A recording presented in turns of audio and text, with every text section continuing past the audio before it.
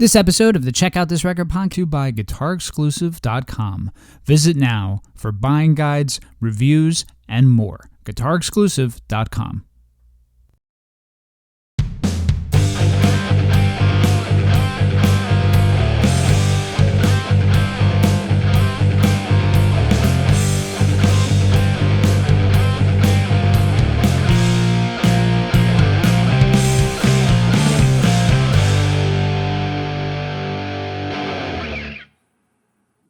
Hello there, ladies and gentlemen. Welcome to the Rock and Roll podcast.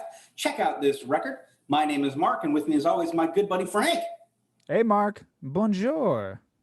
Listeners who like playing along at home know that they can find us on Spotify, Apple Podcasts, and Amazon Music, or wherever you find fine podcasts. That's right, Mark. New episodes, they drop to your ears, well, and mine, too, every Friday. And, of course, they're for everybody's listening pleasure. Yep. That's right. For our new listeners out there, this is the podcast where Frank, that's the other good-looking gentleman, and myself, that's the not-so-good-looking gentleman, recommend albums for each other to rate and review. We have a wide variety of musical discussions, like in our Spotlight series, where we'll dig into a band's catalog and see what comes out the other side. That's right, Mark. Or in our Verse series, we pit two albums against each other. We've done three also, and they duke it out. Here we go for total stereo domination. It's getting better. I promise it's getting better. There you go. Be sure to check us out on Instagram and our Facebook group, which we promise we'll start using. We like to drop additional content when we use it and hopefully leave you wanting, some of Frank's musical goodness and the random nonsense you've come to expect out of me. If you've got a record you want us to check out, be sure to drop us a comment wherever you find the program, because we'd love to listen to the records you recommend and tell you how bad it is. While you're at it, like us, subscribe, hearts, farts, ratings, reviews, whatever you can. It'll help out the show greatly. With that, Frank, I say this. How are you, my man? I'm good, my man. I'm super excited for this episode and amped for the top 10 that we have coming up too.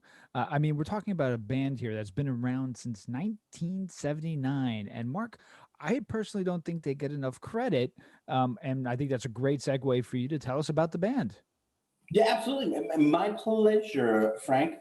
Let's start way back in 1972, sure, when singer/harmonica man Huey Lewis and keyboardist Sean Hopper joined the Bay Area jazz funk band Clover. Clover. That's right. Clover recorded several albums in the 70s, and in the middle of the decade, transplanted themselves to Britain to become part of the UK pub rock scene, which was being washed out by a little thing called the UK punk rock scene. Without Lewis, they'd eventually become the original backing band for Elvis Costello's first album, My Name Is True. Lewis also worked with Irish band Thin Lizzy, contributing harmonica to the song Baby Drive Me Crazy, recorded on stage for the Live and Dangerous album. Thin Lizzy bassist/vocalist/total badass Phil Lynott, I always worry I'm saying that wrong, introduced Lewis by name during the song, which is pretty cool. The band returned to the Bay Area at the end of the 70s, leaving England behind.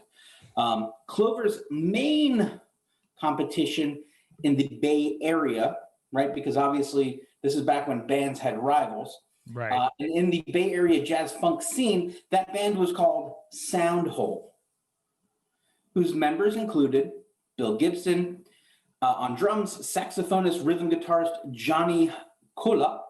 It's a Colla. I'm going to assume that it's pronounced Colla. And bassist Mario Cipollina. Mario. I guarantee I said that wrong.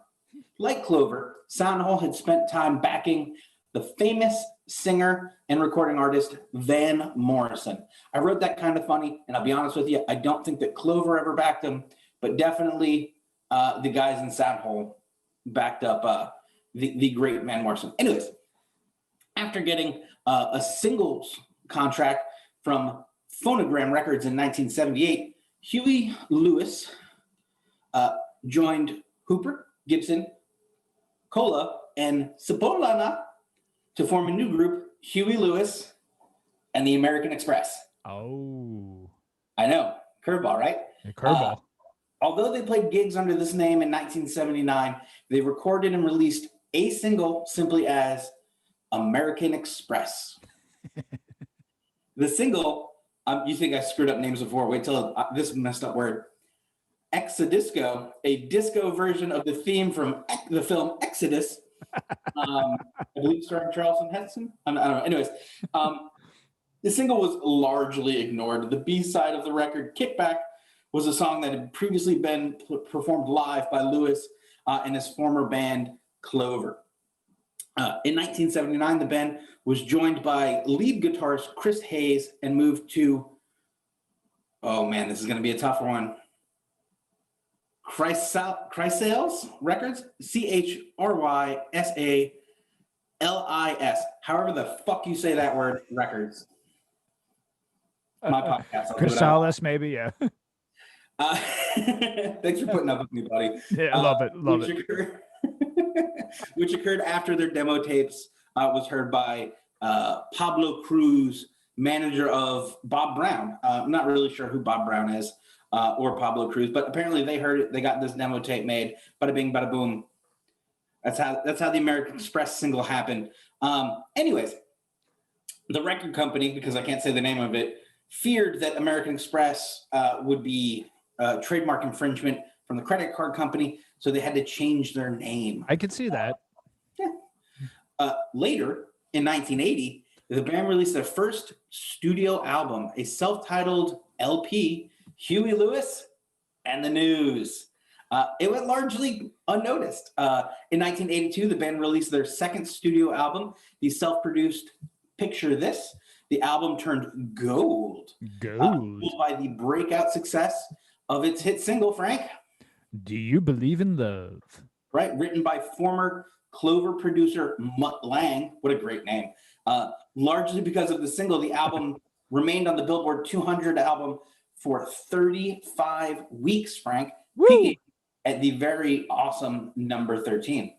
The following singles, the follow-up singles from Picture This, Hope You Love Me, Hope You Love Me Like You Say You Do, and Working for a Living, right? We all know Working for a Living, followed with limited success. Yeah. Yep. Due to the record label delays on the release of their third studio album, Sport, Huey Lewis and the News. Oh, look, there it is. It flew by. Look at that. Look at those crazy digital graphics the boys have added to the show. So Huey Lewis and the News were. Oh man! I totally distracted you with that. Due to the record label delays on the release of their third studio album, Sport, Huey Lewis and the News was back to square one in late 1983, touring small clubs in a bus to promote the record. Eventually known as the Workin' for a Living Tour, the new album initially hit at number 6 in the US when first released. However, Sport slowly became a number 1 hit in 1984, went multi-platinum in 1985, thanks to the band's frequent touring and a series of music videos, which received heavy MTV airplay. 4 singles from the album reached the top 10 of the US Hot 100. Heart and Soul reached number 8, while I Want a New Drug, The Heart of Rock and Roll, and If This Is It all reached a number 6, Frank. Those are some serious digits right there. Hell yeah. The album has sold over 10 million copies in the US alone. I think we've caught up to the band, at least up to where we are, right? Because we're going to get into some of those singles and we're going to talk about it a little more. So now that we're kind of caught up with what's going on with the band now, what happens after this? Google it yourself. Why don't we start with how did we come into the mighty presence of Huey Lewis and the News, Frank? Why don't you tell the folks listening about your first experiences with Huey Lewis? Absolutely. And before I get to that real quick, we mentioned Mutt Lange. He produced so many albums, 2 in particular that I know are near and dear to Mark's heart. One is Pyromania, and Hysteria, number 2 by Mhm. Def Leppard. So those are there. And do you know who he was married to at one time? Who's that? Shania Twain. Oh, well, good for Mutt. Yeah, there you go. So, I mean, he's got a quite an impressive resume. But if we're talking Yeah. about when I first heard of Huey Lewis in the News, it was the song "Power of Love," which Mhm. obviously is part of the Back to the Future soundtrack. I had that thing on single, and I would play that to no end. So 45 record player, keep going, keep going, and keep going. There's actually a VHS tape was because the unfortunately the tape deteriorated of my 5th birthday, and this was one of the songs I performed along with 3 others that I will tell you off record as to what they were. So I'm not going to say what they were. Fair but enough. Fair enough. but Power of Love, Huey Lewis in the News, Back to the Future, it swept my world, being a 5-year-old kid. So that was my first experience with Mr. Huey Lewis in the News. What about you, my man? Yeah, so Frank's right. "Power of Love" was a number one hit, featured, as Frank mentioned, in the 1985 film classique "Back to the Future," Classique. um, which they also recorded "Back in Time" for. "The Power of Love" was nominated for an Academy Award. So I suppose I need to go a little bit past this record to really encompass everything you really need to know about Huey Lewis in the News. But great stuff. For me, Frank, I think you're spot on. It was definitely for the ages that we were. It was "The Power of Love" in Back to the Future. Yeah, And now, but we're gonna get sport on with yeah, sports. but definitely once that hit, I can only imagine the sales of Sport went through the roof just because those two songs, which aren't on this album, were from the same dude. And Right. you Just know, massive exposure. hmm. So let's get into sports, Mark, and I think it's best if you take us away with the first track. That's right. This first track is a tribute to the city of Cleveland, the heart of rock and roll. Yes, Uh, still beating. what's this intro? It's like a 20 seconds of like a heart beating. It took me a few listens to realize that that's what it was supposed to be. I just thought it was like some weird slow buildup. That said, fucking don't ignore that. It's 20 seconds. It'll be come and gone before you know it. The song still totally rocks. I love nothing more than a cool song about how cool rock and roll is, and that's all this is.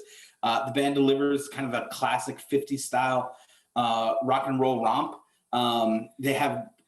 They could have gotten really campy with this and called it like rock and roll stomp or just something really kind of tacky. But they kept it simple, and it paid out in spades here. As just it's a timeless masterpiece. This song works on so many levels. It's not genre specific. I mean, yes, it's rock and rolly, but it really spans kind of what rock and roll means, and it's better because of it. It's a great opening track. Yeah, a great way to kick off this album. This is the 3rd single from the album, and was the 4th top 10 US hit for the band. So the song, of course, is to remind us that although there are new styles of rock, which was happening in that early 1980s time frame, they still had the roots of the rock and roll from the 1950s. I love how Huey takes us to all these different places in the US to show us that there are places that it's good, but again, you go back to that old rock and roll sound, which is where it is in the heart. Speaking of heart, we go from the heart of rock and roll to heart and soul. This was actually written by Mike Chapman and Nikki Chin, which were a songwriting duo, and recorded the song recorded by the band a couple of years earlier, the band Exile in 1981. Huey's version was the first single from Sports and was nominated for a Grammy. Listen, it's catchy as hell, and actually surprised me that this was a cover, considering its style is something similar to Huey and the Crew and what they would have penned at that time. But I mean, it's still rock and track. What about you, Mark? If I have one gripe with this song, Frank, One you don't gripe. put two songs that basically start with the same word after each other on a track listing. Album Makes me kind of nuts. That said, I like this up tempo kind of ballad. It's got a great kind of pop roots to it. The keyboards are really well balanced with some heavier guitars that come in and out. And they play very well back and forth off each other between the keyboards and the guitar. I think it's a really fun song. That other than the fact of where they placed it on the album, or even just the title of it, that bothers me, but at the same time, just moving on and just looking at the song for what it is, it's a great song. Yeah, I mean, it could have been like track 3 or 4. They just could have put it down a couple slots. Right. Because it becomes that thing. The heart of rock and roll is in Cleveland. Heart and soul. Yeah, so it's a little too close to each other back to back for me, but just a fat guy with a podcast. What can I tell you? Track 3, Bad is Bad. I absolutely love this song.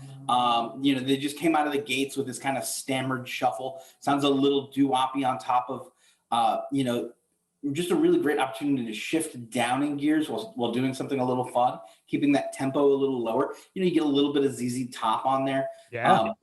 But like that cool, crisp 80s ZZ Top. Really cool. Plus, we get a taste of Huey on the harmonica here. You heard me talk a lot about his harmonica playing. It's because he rips, dude. Huey's a great harmonica player. Absolutely. He rips a cool solo here. How was he overlooked for Blues Brothers 2000, by the way? Unless, like he saw the script and he pulled out because he knew it was garbage. I'm more willing to bet that Jim Belushi sabotaged it so he could have the part over somebody like, because how good would Huey Lewis be in the Blues Brothers? Right? I would have loved it. Give him the Ray-Bans, throw him the hat, give him a harp. He would be fantastic. He could act too. So it's not like Huey's a stranger to movies. Obviously, he was in that movie with Gwyneth Paltrow, but I mean, where he played her father and they sung and stuff like that. But I mean, Huey could act, dude. Huey could act. And this is a conscious effort. This song, Bad is Bad, here with the doo-wop in the beginning, and they're really trying to focus on those harmonies. Huey's voice is so commanding here, and I don't know why he's not in the conversation for his pipes, because they are so smooth and so pleasing to the ear. What's cool about this song is it was written actually in the 70s when Lewis was working with Thin Lizzy, which you stated earlier. So that's pretty cool. Mm-hmm. Track 4, we have a massive song coming up. It's I Want a New Drug. Released me too. Yeah, there you go. Released as the second single from the record, and it even made the dance club play chart. A signature song, of course, for the band, and Lewis wrote this very fast and leaves the interpretation of the word drug up to the listener. We get a great guitar solo here as well. Now, 2 things to note about the song. One, I got to throw Weird Al in here. So his parody, I Want a New Duck, it's brilliant. I mean, he wants a new duck. I mean, that's what he's trying to say. He's a famous drug addict, Weird Al Yankovic. And number 2, Lewis sued Ray Parker Jr., specifically Columbia Pictures, saying that Parker had stolen the melody in his famous Ghostbusters song. Also, Ivan Reitman went to Huey about the song for the soundtrack first, but it fell through for Ghostbusters. So I don't know if there's something going on there. They eventually settled out of court. Lewis would then comment on his on this in 2001 on VH1s, excuse me, Behind the Music, and Parker would then sue Lewis for breaching confidentiality. I mean, I guess you can make the case either way if you listen to the songs. Parker and Lewis actually they like each other. So it said that Huey's manager was the one with the issue. So I'm sure it was coming from other places because they both seem like legit guys. And I've watched interviews where Ray Parker's like, no, we're like friends, and I like Huey. So, but anyway, this song is pop brilliance right here, and it's such a good song. What about you, Mark? Hey, did you hear what Ray Parker Jr. said? What did he say? Bustin' feels good. Nice. Anyways, love it. Back when pop rock still implied rock and roll, yes, the song is pretty straightforward musically. We get a straightforward drive on the backbeat. The guitars are doing a ton of legwork here. There's a lot of really great guitar work here, as well as the sax laying down some rhythms right along with the bass line. It's really a really well-structured song.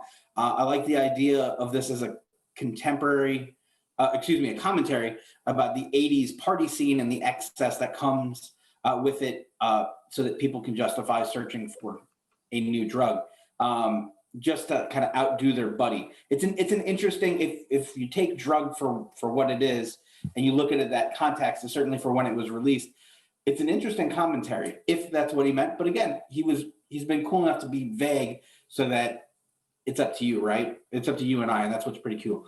Yeah, it's just an awesome number. It's a great song. Great song. Yeah. Walking on a Thin Line. lyrically, I adore this song. It's a bold subject to address on a pop record, but it comes across, I think, really fantastically. If anything, I would have liked for the band to build up a little bit more of that kind of old school wall of sound. It does feel a little flat in parts musically. And I feel like if they had been able to build a little more, do a little more crescendoing, they really would have given this a lot more gravity and weight to it. I don't think people see Huey Lewis the way they see guys like Springsteen. And when it comes to talking about heavy topics like veterans and homelessness and suicide and the issues that those folks deal with, I don't think a guy like Huey Lewis was getting quite not the respect, but the attention for doing it.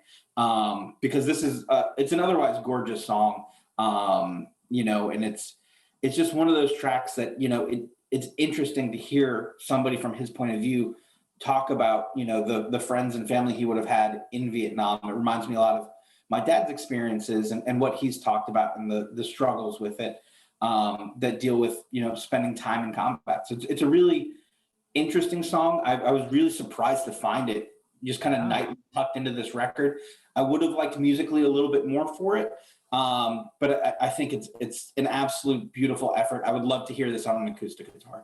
Oh yeah, that would be great too. And I was watching this a couple of days ago live during this time frame. I mean, he of course says who it's for and how it goes out to them. But I like how this is really one of his more serious songs about the PTSD from the point of view of a soldier who comes home from Vietnam and tries to fit into society. Makes me think of the movie First Blood a lot. And I like everything about the song. It could be my favorite on the album. It's unconventional for the band to me in the mix of all these pop rock songs, but it fits so nicely here. And I think it still manages to be super hooky and maintains the core characteristics of a Huey Lewis tune. But it's a great tune, and it's one you want to play loud. And I get what you're saying. You kind of maybe wanted a little bit more build up to match kind of the intensity of the song. But overall, it's definitely a good song. Yeah, I'm not mad at it. Yeah, speaking of another good song, Mhm. Finally Found a Home. I think this is another one that grew on me. The more and more I listen to it, it almost has this Yes, the band, that is, opening riff, and it's probably one of the more rock style songs as far as structure goes that specifically reflects the 80s and that time frame. The verses have a cool little edge to it, and again, Huey can pretty much, I mean, he could sing any boring book and I'd be hooked. Great guitar playing, great clean recording. I really do like this tune a lot. What about you, Mark? Yeah, I agree with you on the Yes, the band comment you made, in that they're really going for that, really stretching their abilities musically when it comes to this introduction. I thought it was cool. It's clear that they're trying to mix in something a little different so that the album doesn't become just kind of a monotonous blob of 80s pop guitar, right? Right. Frank just understands why I sent him that text message earlier. Which I think a lot of lesser bands were doing at this time. The fact that they were smart enough to mix it up, to really put in, an intricate, I don't want to call that a classic guitar part, but a really pretty and different opening sound that led in to this. I think it really worked quite nicely for them. Yeah. And I think a lot of other bands weren't able to find that level of professionalism and that quality of songwriting, and that's why Huey Lewis and the News have shown on, and these guys have not. Yeah. Anyway, if this is it, Ooh. the News can that is Huey Lewis and the News can crush an 80s/50s hybrid doo-wop ballad that's like it's nobody's business. I mean, this song is perfection. You know this song, you've heard it a million times. He's singing right to that one girl. You can feel it when he was in that booth. He was laser pointed on whoever this song was for. And I love the idea of that female voice joining in on the chorus as though she were there the whole time. As the band just lays down these really clean oohs and ahs in the background. This song's beautiful, man. It is. Plus, the fucking song is universal, man. Everyone has had this moment. Everybody has felt these emotions. It just connects to everybody. This song, I absolutely adore it, Frank. I'm just going to keep blabbering on if you don't. I mean, it was a massive hit. This is the fourth single from the album, and it was their fifth top 10 hit.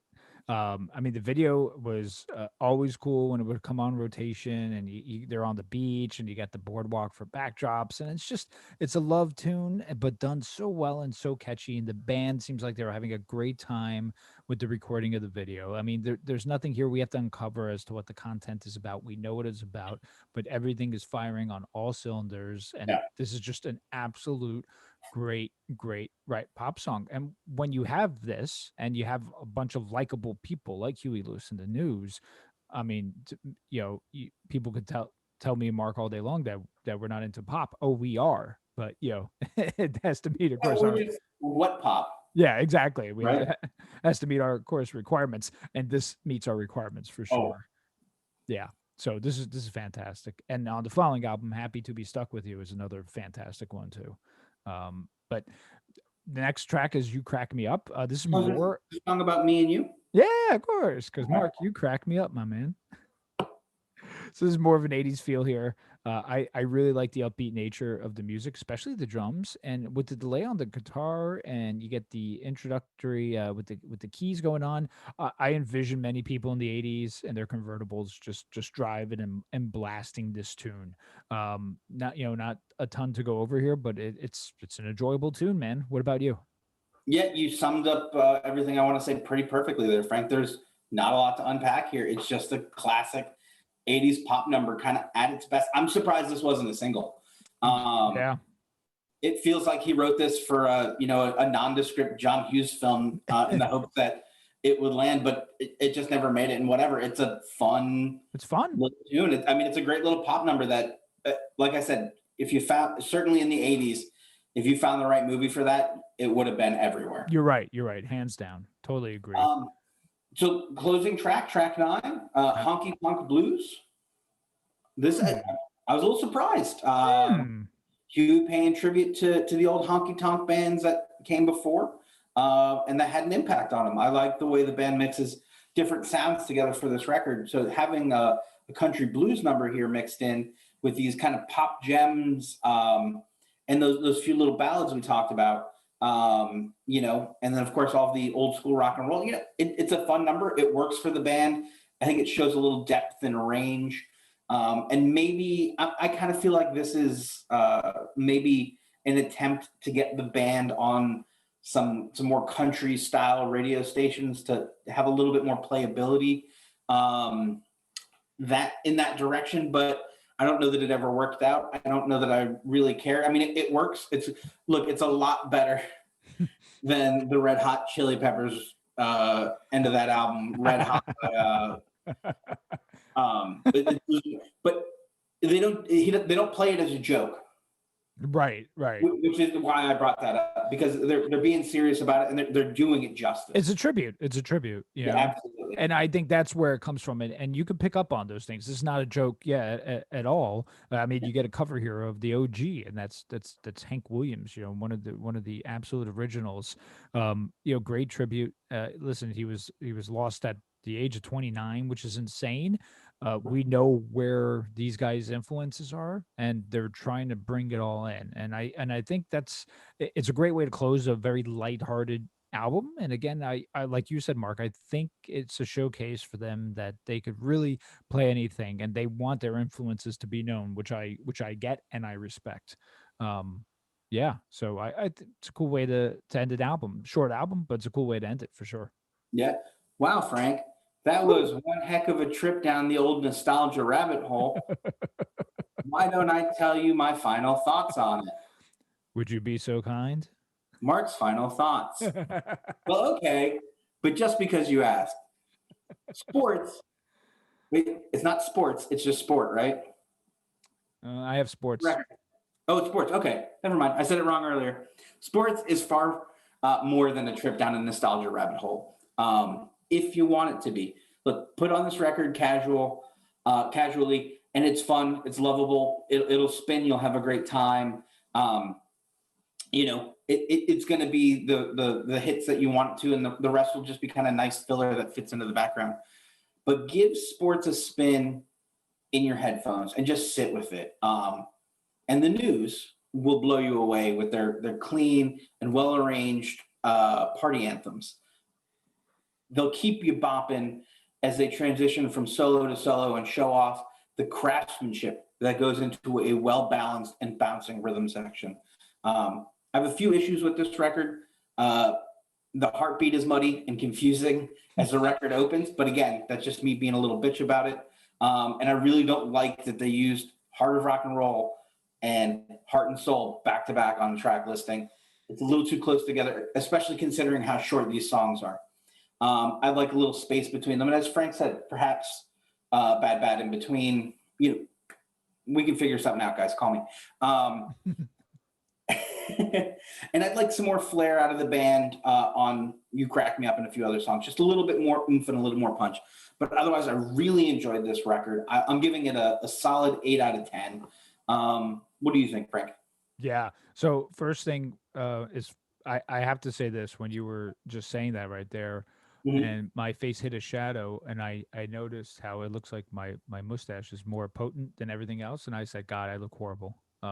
So I just wanted. Fine, buddy. Don't worry about it. I don't know, man. I shaved it too low. I shaved it too low. Anyway, What folks at home don't know is that Frank is one of the most frugal and most well thought out financial individuals you'll ever meet. He's not a rich man by any means. He lives within his means, and he takes care of his family with great pride.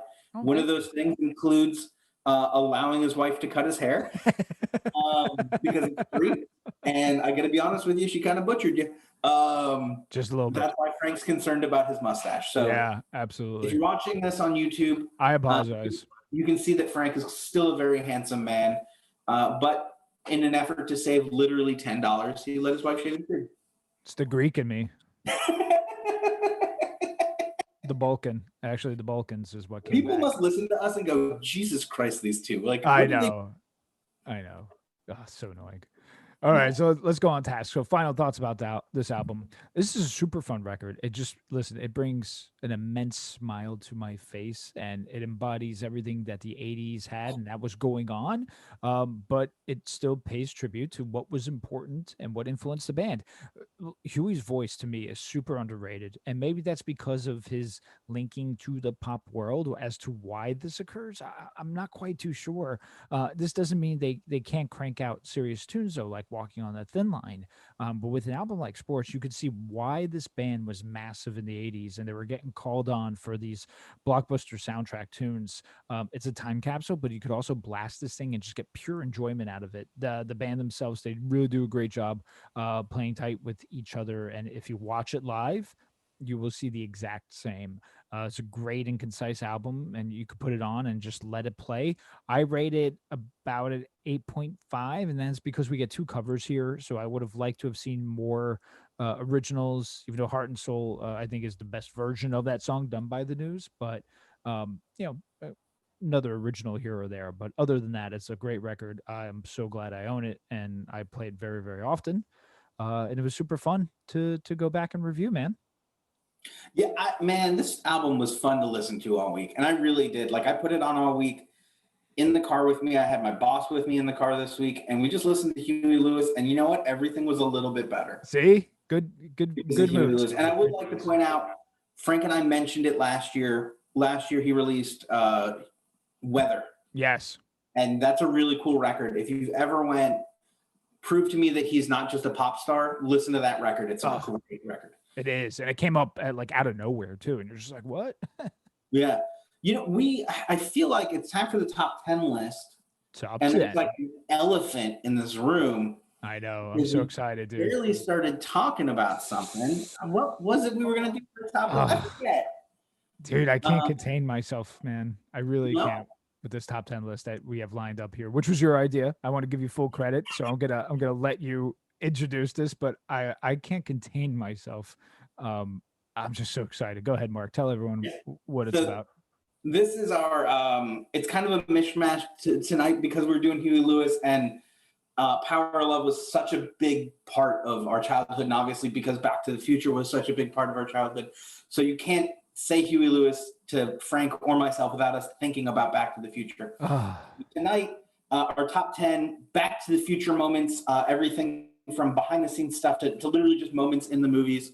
The movie inspired a generation of time travel fanatics like Frank and rock and rollers with Marty's obsession with rock and roll. So why don't we kick off our list tonight with you, Frankie? Would you be so kind as to do the honors? My pleasure, man. I can't wait. And number 10, this was a hard list. I just want everyone to know it's a hard list to really take apart the universe. And I'm gonna incorporate some other things too that I'll introduce into it shortly. Uh, it's so hard to do, but I narrowed it down and amped to share them with everyone. So here we go. Top 10.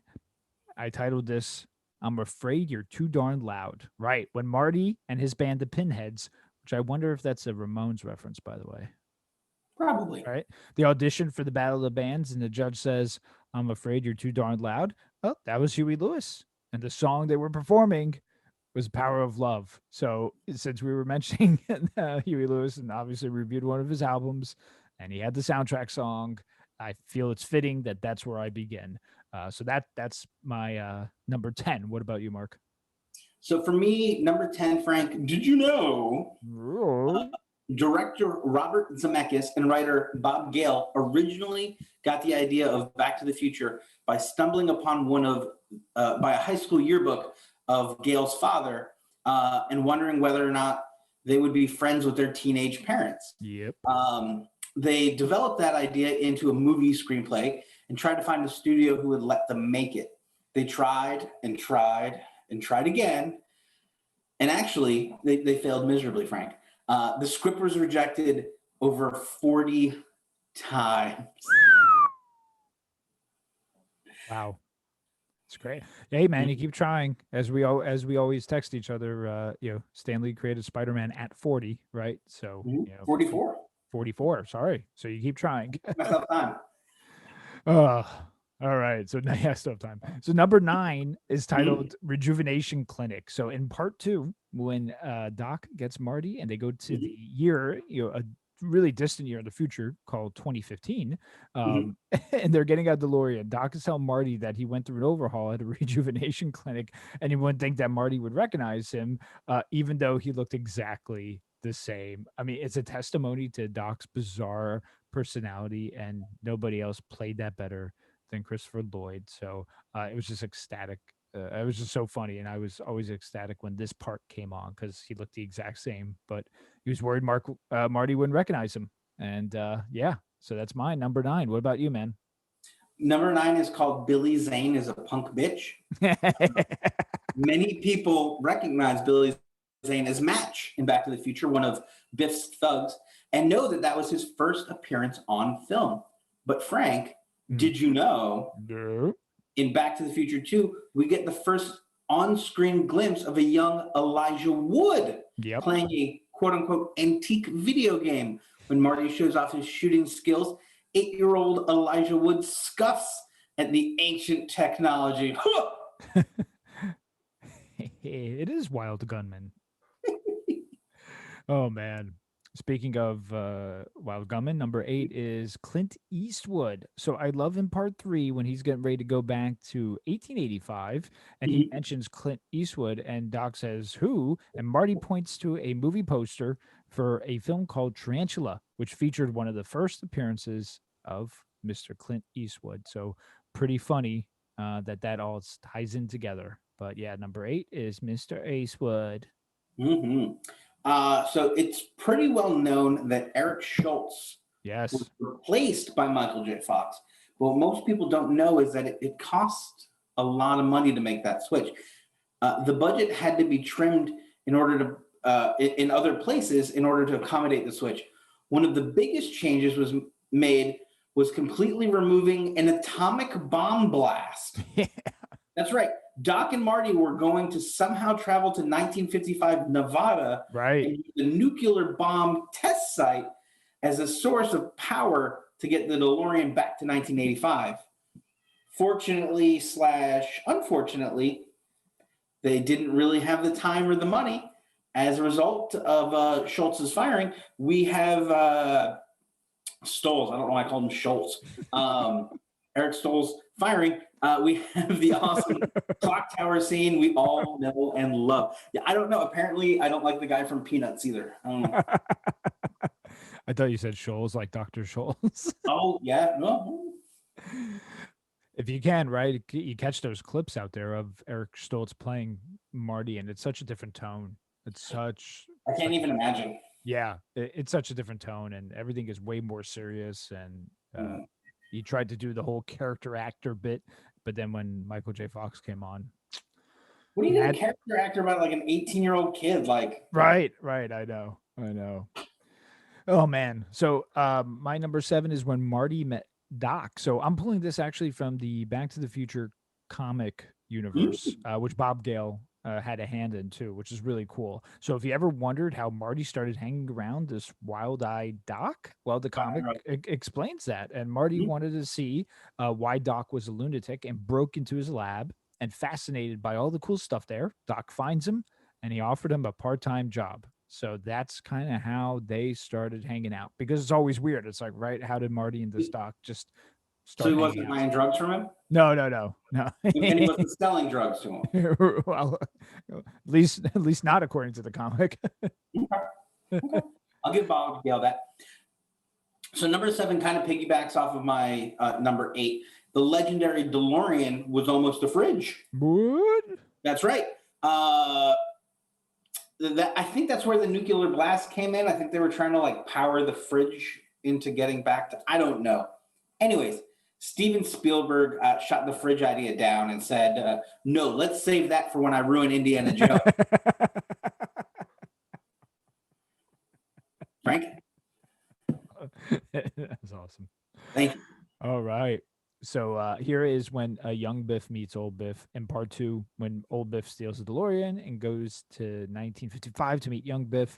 I love all the interaction from when young Biff gets in his car, from the shop, from picking it up after being trashed in the manure, to going back into his garage, and going over the almanac. It's just a great sequence all around. When young Biff says to old Biff, "What are you, Mr. Lonely Hearts?" And old Biff's trying to tell him about the almanac. It's just, everything is so cool about that scene, and I absolutely love it. So yeah, young Biff meeting old Biff, that makes my list. Nice. With Marty hanging out in the back of the car. That's right. So number 6 for me, everybody knows that Crispin Glover, on top of having a stupid name, was replaced by a dude in a Crispin Glover mask for the sequels because he was so impossible to work with. Right. He claimed he wouldn't have done the movie because he didn't like the ending. He felt that the kids came off spoiled and they should have just gotten love, but they ended up with money. So he was all like, "This is stupid."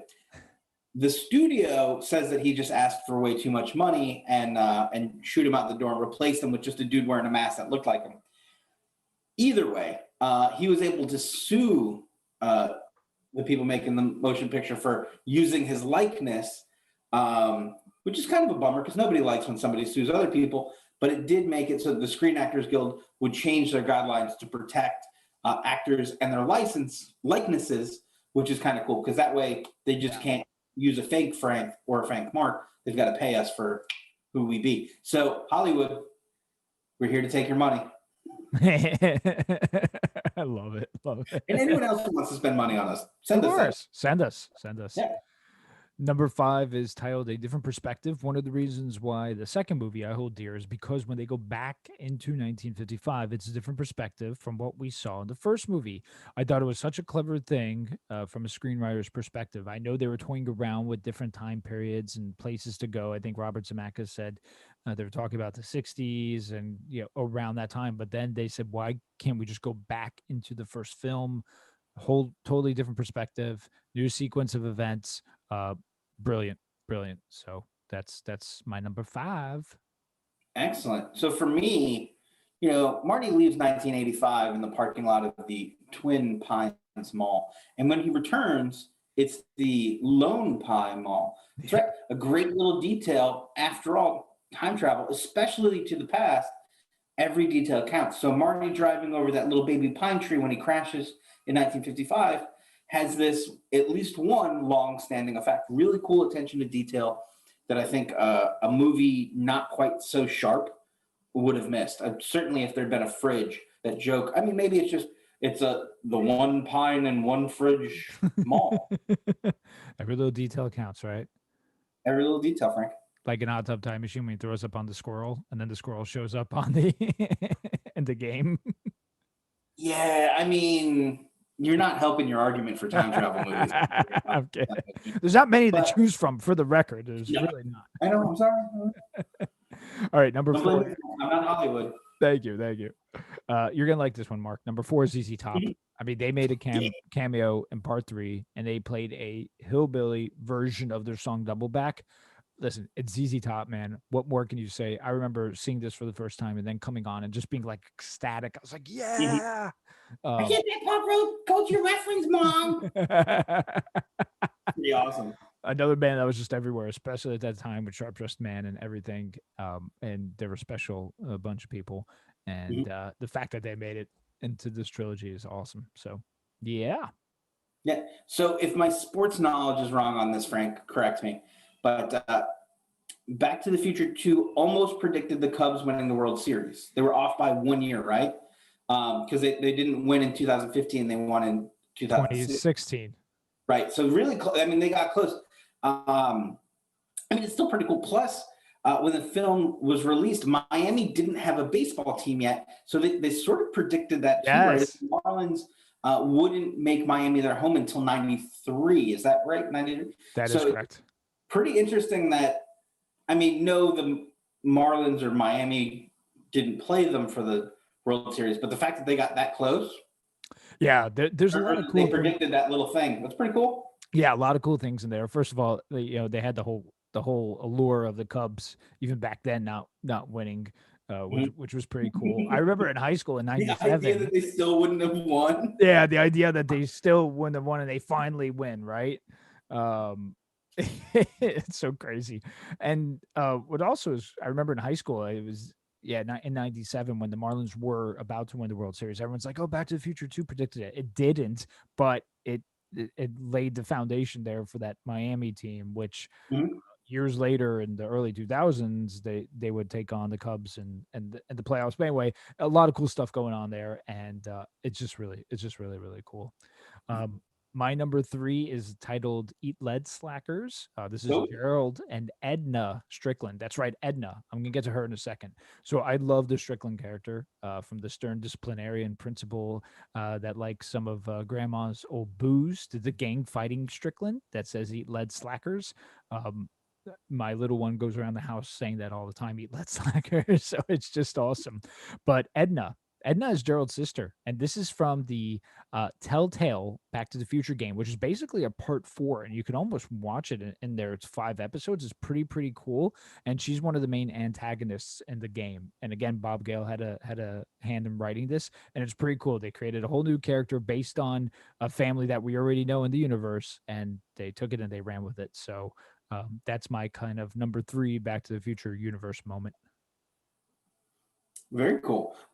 For me, at number 3, I was thrown off. I learned that the Doc Brown we know and love wasn't going to be the Doc Brown we know and love. What? It was supposed to be John Lithgow. That's right. The Progresso Soup guy. The Trinity Killer.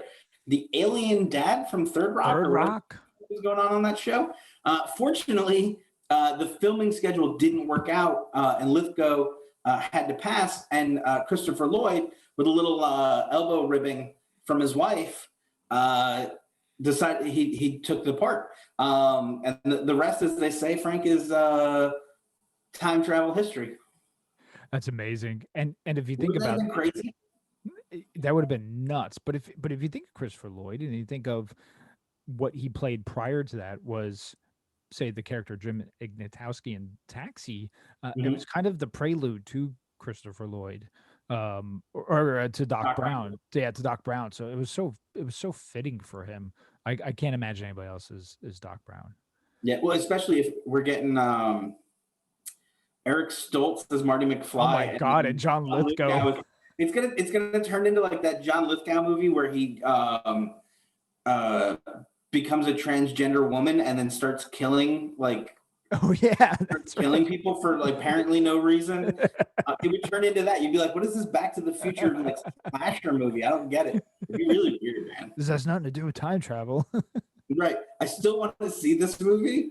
I just want it to be that movie, and There then you go. but we still get the Back to the Future. We know. My number two Mhm. is Ronald Reagan, the actor. One of the best lines to me in the first movie is when Doc is questioning the legitimacy of Marty being from the year 1985 and asks him who's president. Marty tells him Ronald Reagan, and he replies, Ronald Reagan, the actor? I mean, I love that. I absolutely love that line, and it's so fitting. So that to me is just a classic moment. Yeah, there's going to be a time travel movie made from now where somebody's going to go into the past and be like, "Who's the president? Donald Trump, the con man." I Yeah, don't know. I the promise guy, we'll leave that last political joke. I the promise. guy who tanked the USFL. The guy Stone Cold beat up. I don't know. Number two for me is a gentleman by the name of Thomas F. Wilson. Yes. Uh, he is one of those actors that's blessed or cursed, depending on how you're looking at it, to be remembered by a single performance or perhaps four performances.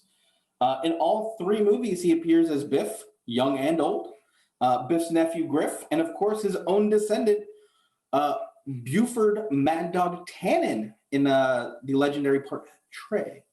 Um, so unfortunately for old TF Dubs, people always ask him about Back to the Future. So he started printing out answers to questions he'd get all the time and just hand them to people. Oh, it's so good. And when he started doing a stand-up back, he wrote a song based on the questions he would get, and he sings the answers to them. Find it on YouTube. It's worth the watch. The dude's pretty solid. He's also had a pretty prolific career as a voice actor. Yeah. So I mean, I guess that's when you look like Biff, you're only going to get Biff roles. The only thing to do is to move into voice acting. It's such a funny song. He's so honest, and what's cool is you always have this perception, oh, he was the bully, so he must really be like that. No, like he's like a legit cool guy. And the song is just so funny because it talks about all of his experiences, and it's a good Yeah, watch. I love when he says, "Will you call my friend and Yeah, I call him a butthead call on him his a answering butthead on his?" machine. Or my favorite is what's Crispin Glover like, and he's like, never talk to him. Or was that real manure? And he's like, it's a movie.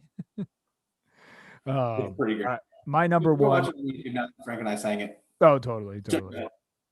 So my number one is titled Alternate 1985, an alternate 1985 doc. Okay, so my number one moment in the whole trilogy is in part two when they return to Mhm. 1985 and Biff is corrupt and Doc is explaining to Marty how the timeline skewed, creating this alternate 1985. That scene is just great because it balances the darkness as with what's going on with you have the constant rain in the background, and yet there's some lightness because there's some hope that they're going to fix things.